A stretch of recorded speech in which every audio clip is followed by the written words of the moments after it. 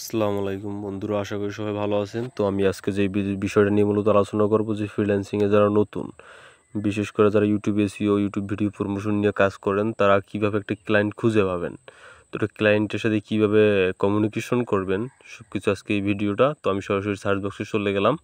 তো সার্চ বক্সে টাইপ করবেন যে প্লেবোর্ড ইউটিউব। তো আমি সার্চ দিয়েছি, আপনি দেখেন।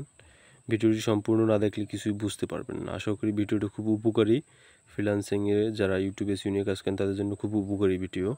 তো দেখেন, সার্চ করার পরে এরকম একটা ইন্টারফেস চলে আসবে। তো প্রথম যেটা মানে ব্ল্যাক প্রোফাইলটা দেখা যাচ্ছে ওইটা, হ্যাঁ ওইটা ক্লিক করবেন।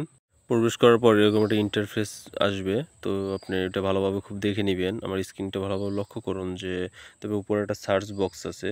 তো ওই সার্চ বক্সে আপনি যে কোনো নিশ নিয়ে সার্চ করবেন, যে কোনো বিষয়। আপনি এটা onlinebazaar.com, যেমন আমি লিখে দিচ্ছি onlinebazaar.com লিখে সার্চ করছি। তো ওইরকম ইন্টারফেস আসবে। তো ওইটাকে আপনারা ঠিক করে নেবেন ক্যাপচারটা।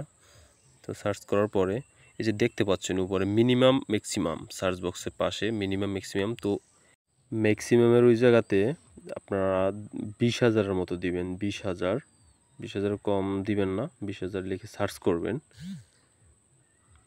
20,000 লিখে সার্চ করার পরে একটু নিচে যাবেন। নিচে যাওয়ার পরে মোর অপশনটা ক্লিক করবেন। মোর অপশন ক্লিক করার পরে নিচে দেখতে পাবেন লাস্ট আপডেট মানে 30 দিনের ভিতরে যে আপডেটটা আসবে ওইটা। তো লাস্ট আপডেট 30 ডেজ, এটা দিয়ে দিবেন। দেওয়ার পরে এখন সব কিছু, এখানে শুধু কান্ট্রি, কোন কান্ট্রির ইউটিউব চ্যানেলগুলো খুঁজতে চাচ্ছেন, তো ওই জায়গায় কান্ট্রিটা সিলেক্ট করবেন। তো আমি কান্ট্রিটা সিলেক্ট করছি। যে আপনি যারা আমার চ্যানেলটি সাবস্ক্রাইব করেননি তারা সাবস্ক্রাইব করে নিন, পাশে থাকা বেল আইকনটি বাজিয়ে দিবেন যাতে পরবর্তী ভিডিওগুলো পাওয়া যায়। যারা বিশেষ করে ইউটিউব ভিডিও নিয়ে কাজ করেন, ইউটিউব চ্যানেল অপটিমাইজেশন। তো আমি জার্মানি সার্চ করলাম। জার্মানি সার্চ করার পরে দেখেন আমার সামনে এরকম চ্যানেলগুলো হাজির হয়েছে। তো ইন্টারফেসটা আপনি দেখতে পাচ্ছেন যে এরকম জার্মানির অনেক অনলাইন বাজার যে চ্যানেলগুলো, তো ওই চ্যানেলগুলো হাজির হয়েছে। তো আমি কিছু চ্যানেল আপনাকে সার্চ করে দেখাচ্ছি যে আপনারা কীভাবে এই চ্যানেল থেকে আপনার ক্লায়েন্টের সাথে কমিউনিকেশন করতে পারবেন। এটা ব্যাপারটা শুধু ইউটিউব এসইওর জন্য যারা। তো আমি সরাসরি ইউটিউবে গেলাম। ইউটিউবে যাওয়ার পর আমি চ্যানেলের নাম লিখে এক জায়গাতে কপি করে সার্চ করলাম। সার্চ করার পরে দেখেন চ্যানেলটা আমার সামনে কিন্তু চলে আসছে। তো আমরা চ্যানেলের ভিতর প্রবেশ করলাম। তো এটা দেখতে পাচ্ছেন যে এই চ্যানেলটা অনেক আগের, এখানটা ইউজ হয় না। তো আমরা ওটাতে না যাই। তো আমরা অন্য একটি চ্যানেল সার্চ করলাম। তো এই জায়গাতে কপি করলাম চ্যানেলটার নাম। কপি করে আমরা সরাসরি ইউটিউবে চলে যাব। ইউটিউবে চলে যাওয়ার সার্চ বক্সে আমরা ওটাকে পেস্ট করে দিব কপিটাকে।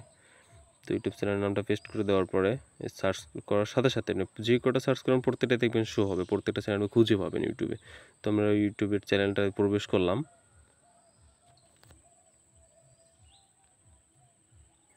নেটওয়ার্ক সমস্যা হচ্ছে একটু।